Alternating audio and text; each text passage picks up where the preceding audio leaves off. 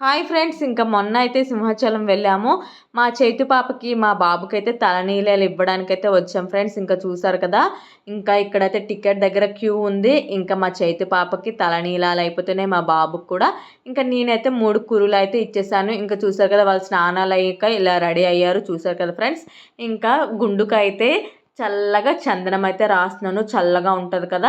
ఇంకా బొట్టు అయితే పెట్టేసుకుంటున్నాము. ఇంకా గుడికి వచ్చిన తర్వాత బొట్టు పెట్టుకుంటేనే అందం కదా. ఇంక బొట్టు అయితే పెట్టేసుకున్నాము. దర్శనం కూడా చాలా బాగా జరిగింది. ఇంకా ప్రసాదం అయితే తిన్నాం ఫ్రెండ్స్.